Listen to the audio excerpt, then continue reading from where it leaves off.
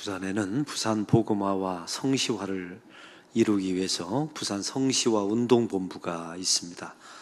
그 안에 여러 사역 가운데 일터 사역이 있고 그 일터 사역 위원장이 제가 그 역할을 감당하고 있습니다.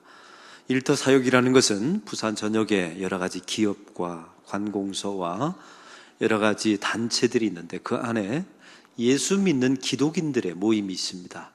그들을 모아서 격려하고 훈련시키는 것을 바로 일터 사역이 감당하게 됩니다.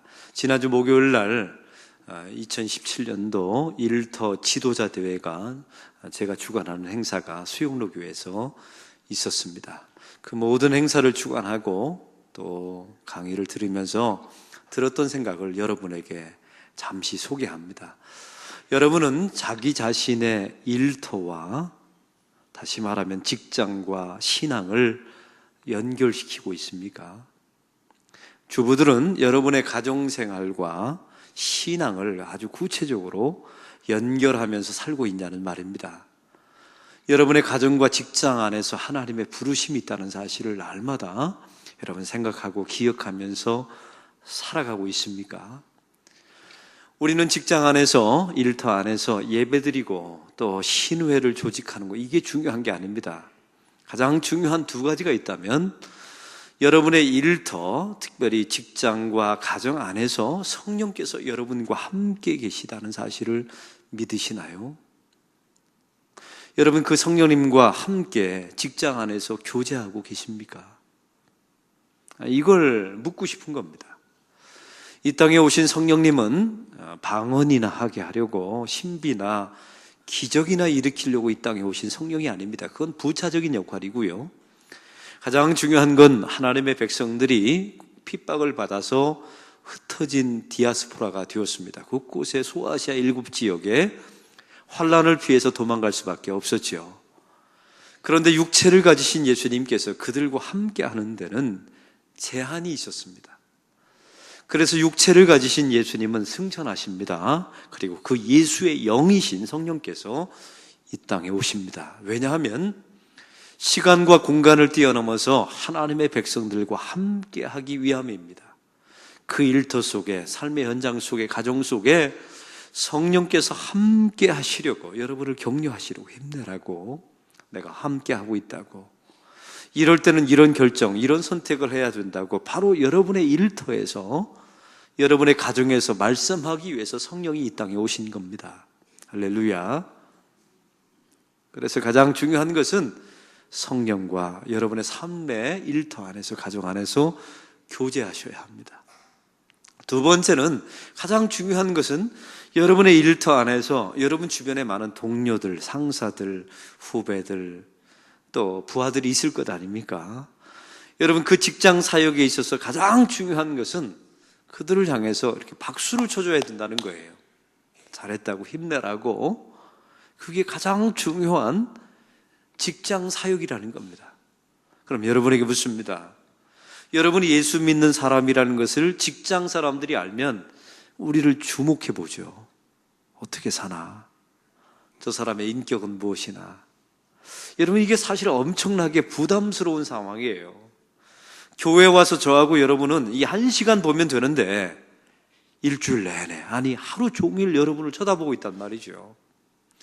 그런 상황 속에서 여러분의 신앙을 지키기도 어려운데 상대방을 이렇게 격려하고 박수 쳐주는 게 쉽지 않습니다.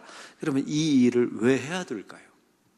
바로 여러분 가장 가까이 있는 그 직장의 동료를 얻기 위함입니다.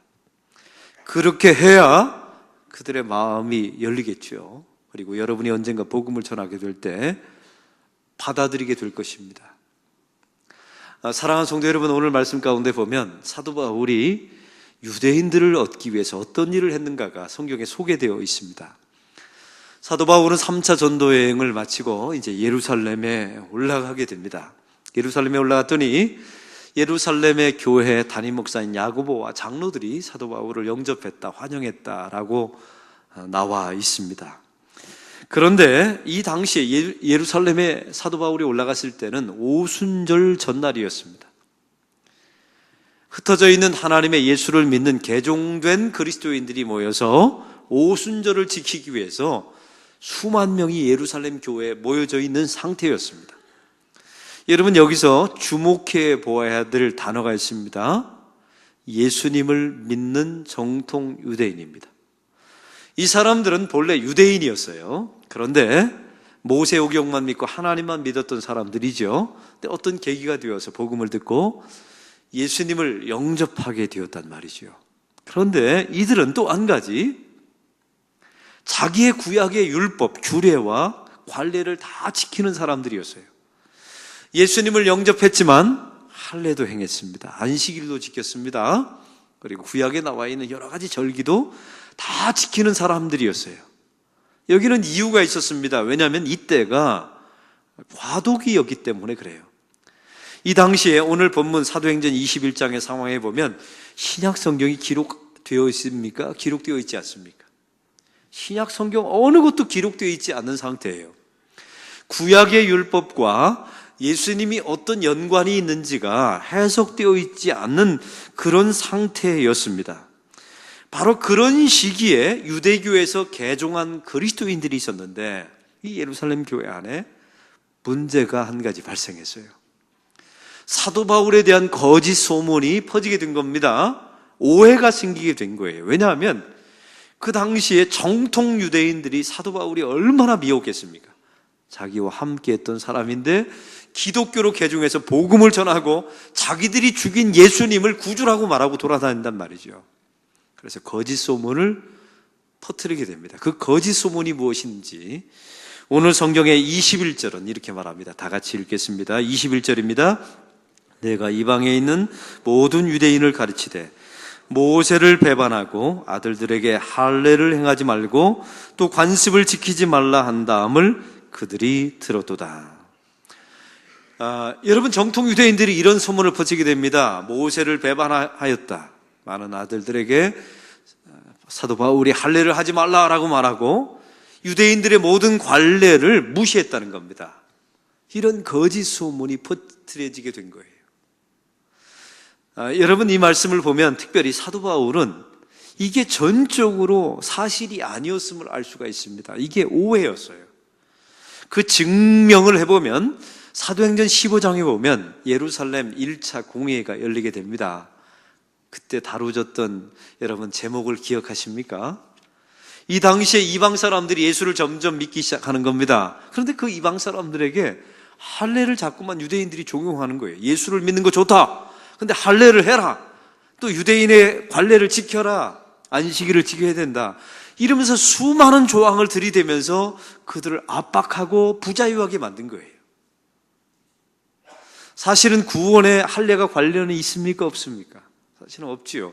우리가 할례를 받아서 구원받은 게 아니지 않습니까? 우리가 하나님의 은혜로 구원받은 거예요. 여러분, 할례는 해도 좋고 안 해도 좋은 거예요. 관습이란 다 그런 겁니다. 그런데 사도 바울 안에 바로 이런 도전, 오해가 있었던 겁니다. 사도 바울이 율법을 지키지 않아도 된다라고 말했다는 거예요. 근데 예루살렘 공회 안에서 다음과 같은 4가지만 금하면 된다라고 공포하게 됩니다. 그 4가지가 무엇입니까? 우상의 제물을 먹지 말라, 피는 먹지 말라, 가늠하지 말라, 목매어 죽인 것은 먹지 말라. 이 4가지만 하지 않으면 다 된다라는 결정을 했습니다. 그 안에 할례하라 이런 내용이 있습니까? 없습니까? 없었던 겁니다. 또한 사도 바울은요, 그 4가지는 다 지켰어요. 또 한 가지, 사도 바울은 자기의 제자였던 디모데가 있었습니다. 근데 그 디모데는 누구였냐면 자기의 아버지는 이방 사람 헬라인, 자기의 어머니는 유대인이었어요. 이 둘 사이에 낳은 자녀는 유대인이 되는 겁니다. 어머니 목의 혈통을 따라서. 근데 사도 바울이 자기의 제자였던 디모데에게 할례해야 된다고 말했습니다. 여러분, 사실 할례를 해도 되고 하지 않아도 돼요. 근데 왜 사도 바울은 자기의 제자 디모데에게 할례를 하라고 말했을까요? 유대인을 얻기 위해서, 유대인에게 복음을 증거하는 일을 담당하라고 바로 할례를 시킨 것입니다. 사랑하는 성도 여러분, 그러면 이 유대인들이, 정통 유대인들이 왜 그토록 목숨처럼 율법을 강조했을까요? 여러분 율법, 여기 새신자들은 율법 하면 이게 뭔지 모르실 거예요.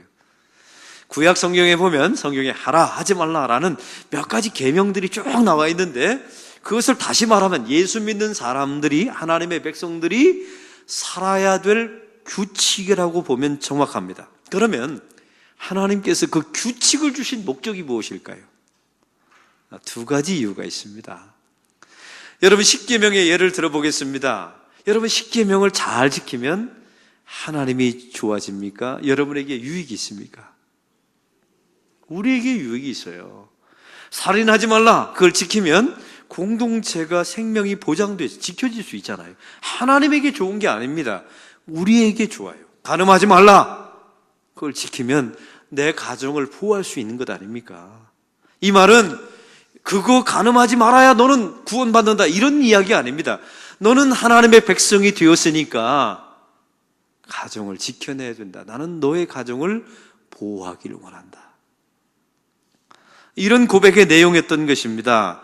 여러분 이게 첫 번째 목적이었고요. 율법을 지키면 우리가 좋아요. 우리 삶에 놀라운 유익이 있습니다. 또한 두 번째 목적이 있습니다. 여러분 율법은, 규례는 왜 주셨냐면 그걸 통해서 무엇이 죄인지 아닌지를 알게 되는 거예요. 그리고 그 율법을 열심히 지키면 한 가지 아는 게 있습니다. 우리가 율법을 다 지킵니까? 못 지킵니까?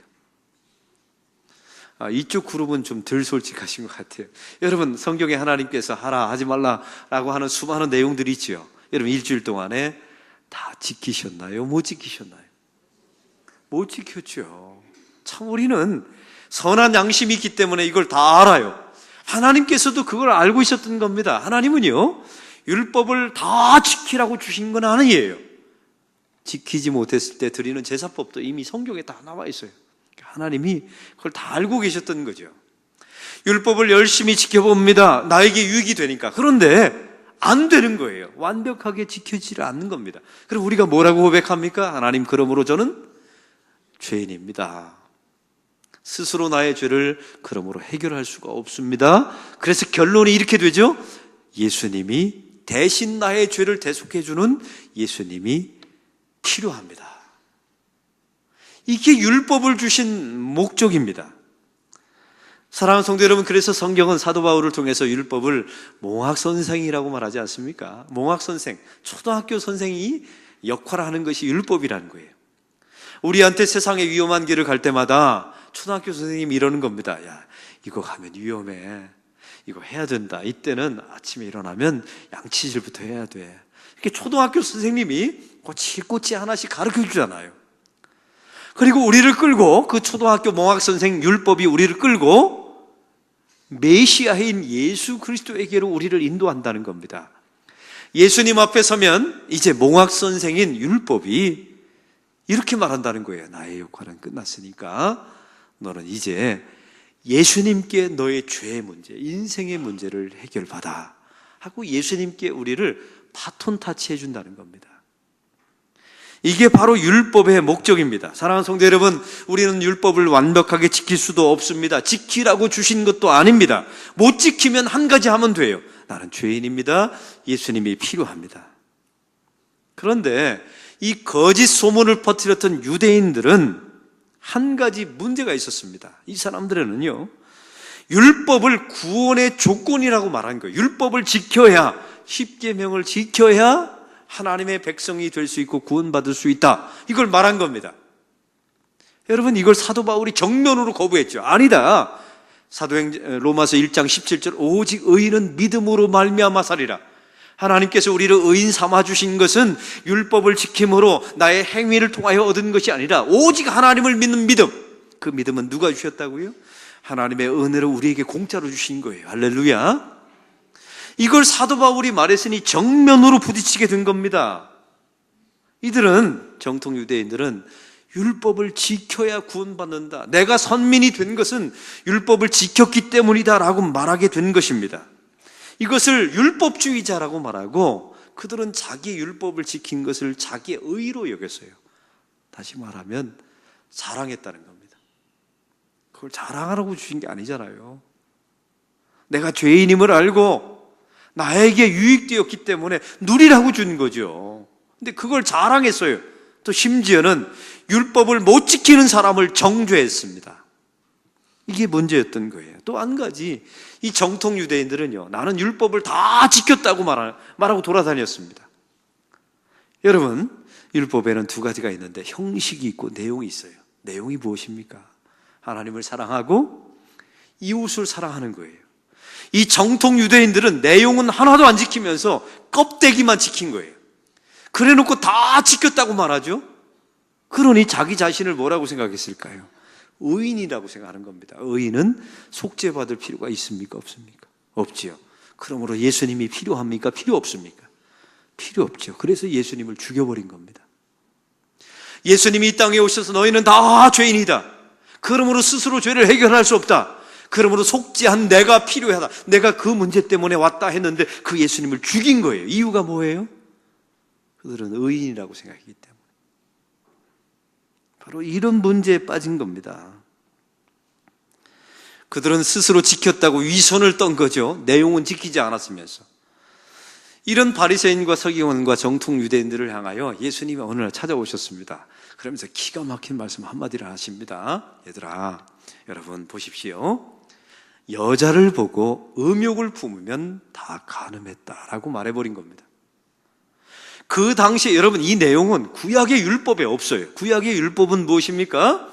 여자와 육체적인 관계를 맺어야 간음한 거예요. 근데 사실 바리새인과 서기관들은 다른 여인들과 육체적 관계를 맺지 않았어요. 그래서 자기 자신은 율법을 지켰고 나는 의인이라고 말한 거죠. 그러니 예수님이 필요 없어지는 거예요. 그래서 예수님이요, 율법의 기준을 갑자기 확 높여버립니다. 성경에도 없는 내용을 말해버리죠. 지나가는 아름다운 여자가 있어요. 근데 갑자기 무슨 마음이 들까요? 눈이 돌아갑니까? 안 돌아갑니까? 돌아가는 거예요. 돌아가면서 이런 마음을 뽑죠. 저 여자와 함께 살아봤으면, 저 여자가 내 아내였으면. 이런 생각 해본 적이 있습니까? 없습니까? 그러면 여러분 얼굴에 써있어요. 목사님 부담스러운 질문하지 마십시오. 이런 생각 해본 적이 있습니까? 없습니까? 다 있죠. 우리 예수님께서 말하면 그게 간음이다라고 말해버린 거예요. 왜 예수님께서 성경에도 없는 이야기를, 기준을 확 높여놓으면서 왜 갑자기 저들을 간음한 자로 만들어버립니까? 그래야 내가 죄인입니다. 이 죄를 해결할 수 없어서 예수님이 필요합니다. 그 말 받아내려고. 이게 율법의 본래 기능이니까요. 예수님이 또 기가 막힌 한마디를 하십니다. 여러분, 구약의 율법은 사람을 찔러서 죽여야 죽이는 게 되는 거예요. 근데 그들은 살인하지 않았죠. 그러니까 나는 의인이다, 예수님이 필요 없습니다 라고 말해버린 거예요. 그런 사람에게 예수님께서 다음과 같이 말합니다. 형제들아, 라가라, 바보라고 말한 사람은 다 살인했느니라. 구약에 없어요, 그런 내용이.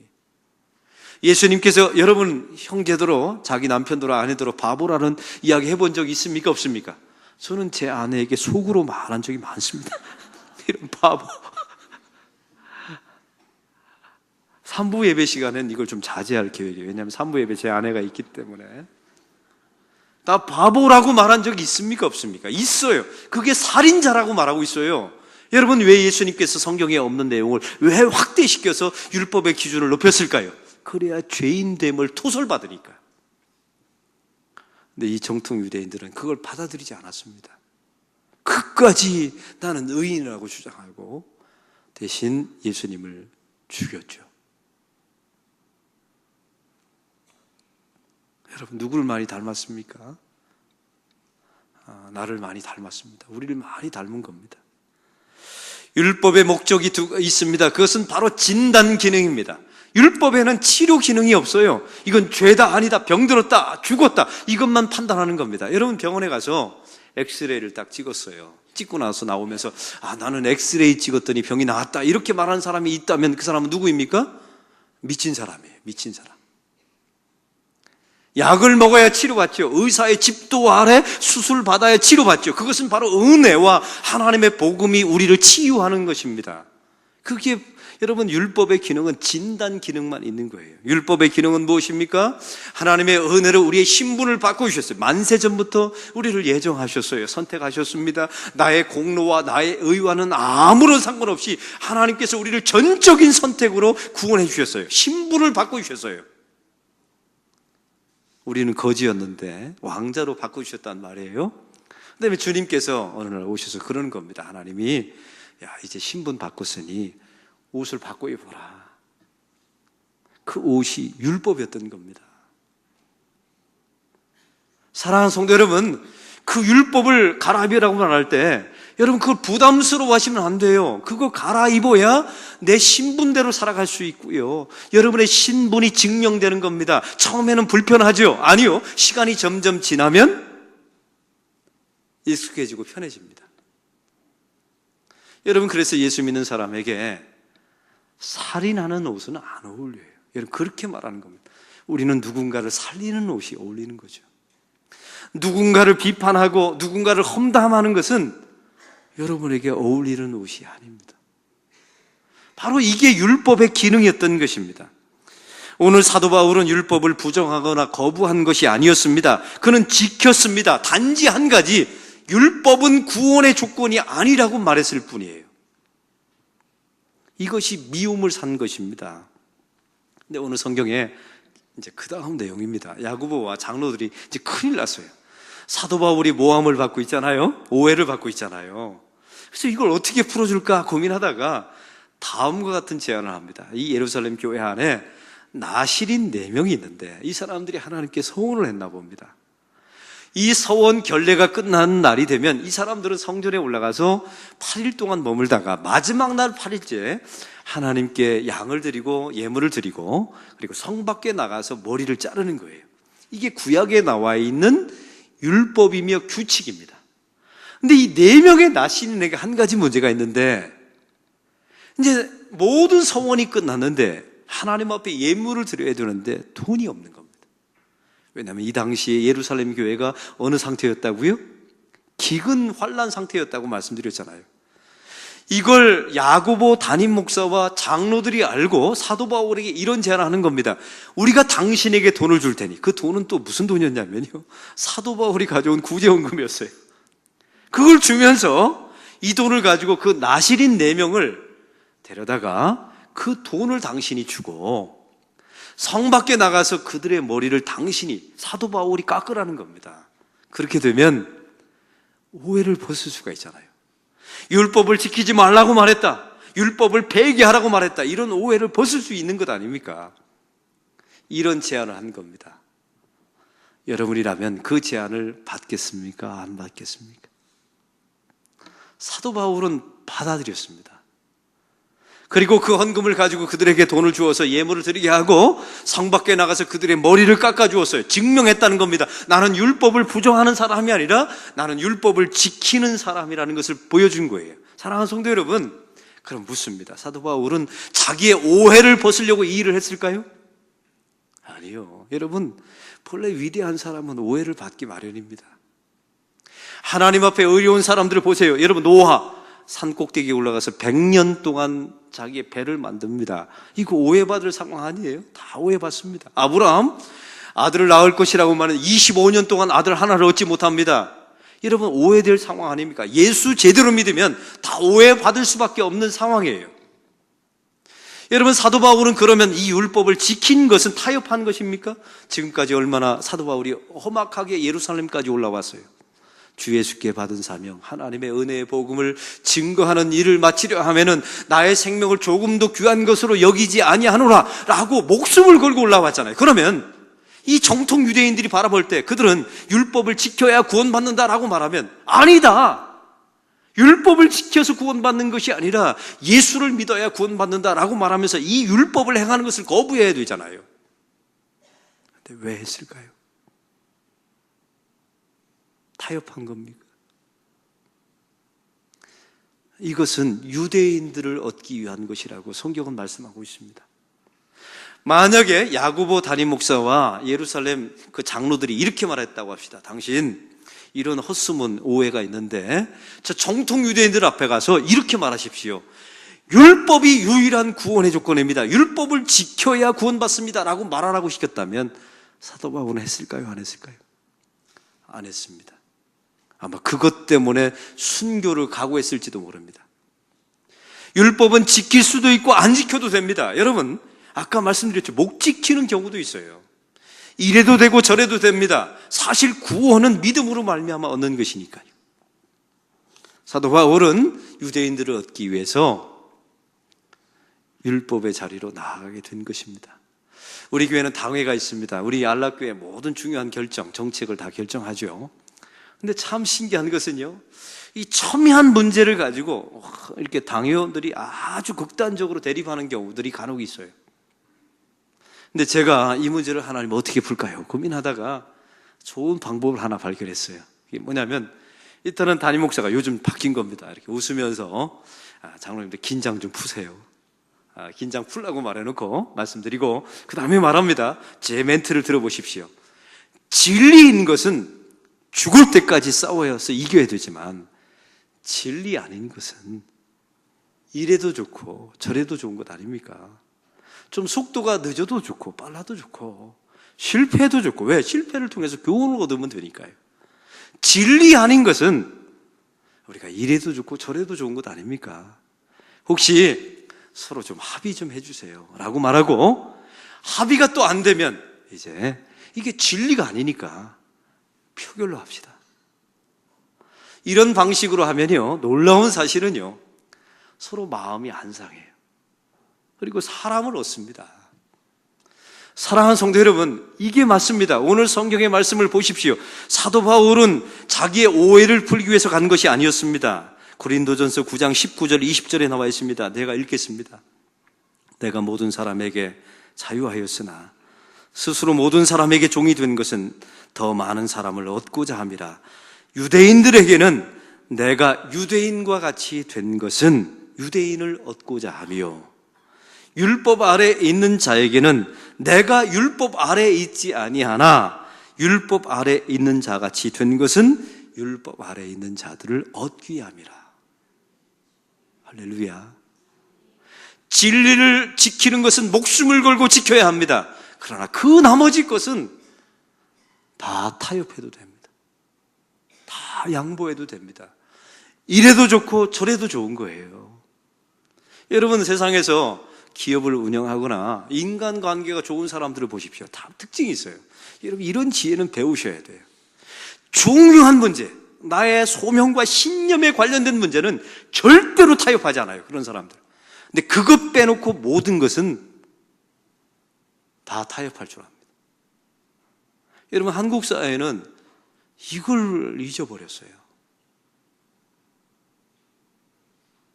오늘 말씀에 따라서 바로 사도 바울은 그들을 얻기 위하여, 유대인을 얻기 위하여 사실 가서 율법 행하지 않아도 됩니다. 하나님 앞에 깨끗하면 돼요.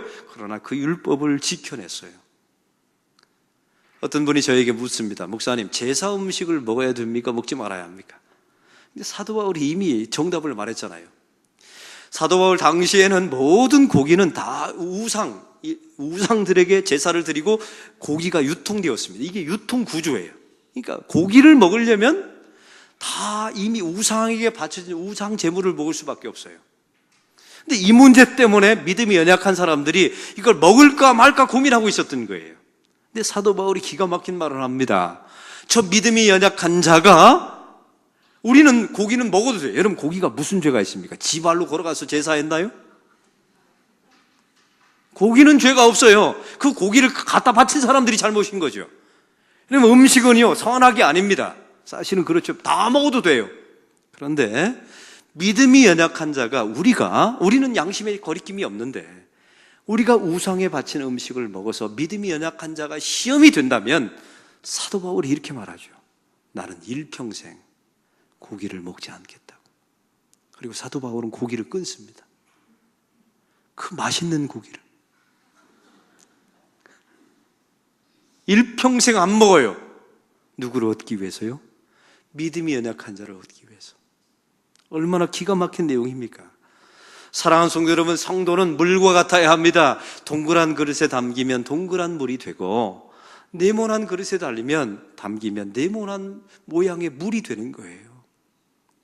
얼마든지 타협해 단 한 가지 변질되지만 않으면 돼요. 썩지만 않으면 안 됩니다. 썩지만 않으면 돼요. 그리고 여러 가지 모양으로. 왜? 그들을 얻기 위해서요. 한 교인이 저한테 이런 질문을 했습니다. 목사님, 취직을 했습니다. 날마다 술판이 벌어진다는 거예요. 접대를 해야 되고. 이럴 때는 도대체 어떻게 해야 합니까? 자기가 막 미치겠다는 거예요. 맨날 술판. 그것도 폭탄주 뭐. 요즘도 그런 사람들이 있나 봐요. 어떻게 하면 좋겠습니까? 묻더라고요. 제가 그 청년에게 그런 말을 했습니다. 여러분 똑같습니다. 첫째, 네가 예수 믿는 사람이란 사실을 얘기했느냐? 그것부터 얘기하라고. 어떤 새로운 만남과 공동체에 가면, 직장을 가건 여러분 이제 회사를 이직하든 제일 먼저 가면 나는 예수 믿는 사람입니다. 이걸 말하십시오. 그리고 첫 번째로 술을 한번 거부해 보세요. 제가 이걸 해보라고 했어요. 그 다음에 두 번째가 중요합니다. 도저히 술을 거부할 수 있을 만한 강심장이 자기가 안 된대요. 여러분 이게 여러분 보통 일이 아닙니다. 저는 우리 직장인들 여러분 세상 속에서 얼마나 치열하게 살고 목사는 신앙과 직업을 연결시키라고 하는데 이게 쉽지 않다는 걸 제가 조금씩 알거든요. 제가 그 청년에게 그런 말을 했습니다. 너 정말 열심히 노력하고 실력을 키워서 너희 조직의 리더가 점점 되라. 그래서 이 폭탄주 문화를 소주 문화로 바꿔라. 그랬더니 애가 얼굴이 갑자기 좋아지더라고요. 그 다음에 소주 문화를 네가 점점 부장으로 올라가면 이제는 맥주 문화로 바꿔라. 그 맥주 문화를 네가 나중에 부사장이 되면 이제 와인 문화로 바꿔라. 그 다음에 네가 나중에 진짜 실력이 되어서 언젠가 사장이 되면 너희들을 커피 문화로 바꿔라. 맨정신으로 이야기할 수 있는. 이게 기독교의 대안입니다. 나는 그런 공동체 갈 수 없다라고 여러분 떠나버리면, 그 자리를 떠나버리면 여러분은 진짜 왕따 당하게 되고요. 신앙과 일터는 완전히 분리되게 되는 거예요. 김동호 목사님의 아들의 이야기를 다시 한번 말합니다. 소위로 임관을 했답니다. 자기 대대장이 환영식을 하는데 폭탄주를 권하더래요. 그래서 김동호 목사의 아들이 나는 예수를 믿습니다. 그 술을 마시기 어렵습니다 했더니 대대장이 열이 확 받치면서 너 저 구석에 가서 찌그러져 있으라고. 이 말 그대로 했답니다. 너 구석에 가서 찌그러져 있으라고. 그래서 얘가요 가서 찌그러져 있었답니다. 그리고 그 술판 다 끝날 때까지 기다린 거예요. 그게 중요해요. 여러분 그 자리를 떠나면 안 돼요. 콜라 홀짝홀짝 마시면서 끝까지 지켜냈는데 술판이 다 끝나자마자 다 술에 취한 겁니다. 운전할 사람이 없는 거예요. 대리운전을 부르려고 했더니 5만 원. 봤더니 저 찌그러져 있는 제 소희가 보이는 거예요. 쟤는 술도 안 먹고 맨정신. 네가 운전해라. 그래서 애가 운전을 해줬다는 겁니다. 이걸 여러 번. 그 다음에 어떻게 됐을까요? 이제는 오자마자 너는 술 먹지 말라고. 대신 고기 먹으라고. 그래서 고기를 부어주더라 합니다. 사랑하는 성도 여러분, 그 아이가 왜 그 자리를 지키고 있었을까요? 그 사람을 얻기 위하여. 저와 여러분 물과 같이 되셔서 세상의 어느 곳에 가든지 여러 가지 모양으로 살아가세요. 유대인에게는 유대인의 모습으로, 헬라에게는 헬라인의 모습으로, 연약한 자에게는 연약한 자의 모습으로. 이걸 누가 제일 잘 해내셨냐면 우리 예수님이 잘 해내신 겁니다. 마태복음 20장 28절에 보면 인자가 온 것은 섬김을 받으려 함이 아니라, 그 인자가 무엇이면 내가 사람의 아들로 온 것은, 여러분 사람의 아들로 온 것이 뭐가 중요합니까? 우리의 죄를 대속하기 위해서 죄 없으신 하나님의 아들이 죽어야 되기 때문에 사람의 아들로 오셔서 십자가에서 죽으신 것이고요. 두 번째는 우리와 같아진 겁니다. 우리와 같아진 거예요. 왜 우리와 같아졌을까요? 그래야 우리를 얻을 수 있으니까. 이 신앙의 원칙을 잘 지키시기를 바랍니다. 그 대신 썩으시면 안 돼요. 변질되면 안 됩니다. 그 대신 여러 가지 모양으로 여러분의 삶의 상황 속에 믿지 않는 사람들과 함께 할 때 결국은 여러분을 통해서 그들을 얻게 되는 역사가 일어나게 될 줄로 믿습니다. 여러분 말단 직원은요 폭탄주 문화를 와인 문화로 못 바꿉니다. 그래서 여러분이 정말 직장 안에서 실력을 키우셔서 인정받으셔서 승진하셔야 되는 이유가 거기 있어요. 여러분 그렇게 기도하세요. 하나님, 저를 좀 승진시켜 주세요. 그러면 이 폭탄주 문화를 제가 와인 문화로, 커피 문화로 제가 바꿔보겠습니다. 그럼 하나님이 얼마나 좋아하실까요? 이런 유대인을 얻기 위하여 했던 사도 바울의 행적을 우리가 따라가는 저와 여러분이 되기를 바랍니다. 한국교회 기독교는 왜 지금토록 이토록 영향력이 없고 욕먹는 기독교가 된 줄 아십니까? 이 신앙과 직업을 다 분리해버린 거예요. 술 먹지 말라, 그 자리 떠나라, 이렇게 가르쳐놨으니까 영향력이 없는 거죠. 그 자리를 끝까지 지키면서 하나님의 뜻을 구하고, 여러분 이럴 때 그들을 얻게 되는 역사가 일어나게 되고 일터 안에서 우리가 그리스도인으로 살아가게 될 것입니다. 제가 부탁드립니다. 목사는 여러분의 직장 안에 들어갈 수가 없어요. 여러분이 그 직장 안에서 이런 삶의 원칙에 따라 살아준다면 아마 하나님께서 여러분을 통해서 수많은 영혼을 붙여주실 줄로 믿습니다. 하나님 아버지, 오늘 말씀을 통하여 유대인에게는 유대인의 모습으로, 이방인에게는 이방인의 모습으로 사도 바울이 여러 가지 모양으로 가는 모습을 보게 됩니다. 율법을 지키지 않아도 됐지만 그는 지켜냈습니다. 오해를 면하기 위한 것이 아니라 유대인을 얻기 위해서 사도 바울이 이 일을 했습니다. 하나님, 우리도 세상 속에 들어가 나는 예수 믿습니다 라고 말하며 저들과 분리하지 말게 하시고 그들 안에 들어가 인내하게 하시고 기도하게 하시고 영향력을 끼치게 하시고 진리 이외의 것은 다 타협하게 하시고 다 희생하고 내어놓을 줄 아는 믿음의 백성들 되게 하여 주시옵소서. 하나님, 이것이 쉽지 않다는 것 압니다. 그래서 하나님, 성령님께 부탁을 드립니다. 우리 교인들이 직장 안에 들어가서 성령님과 교제할 때 저들에게 힘을 주십시오. 저들에게 용기를 주시고 지혜를 주시옵소서. 예수 그리스도의 이름으로 기도하옵나이다. 아멘.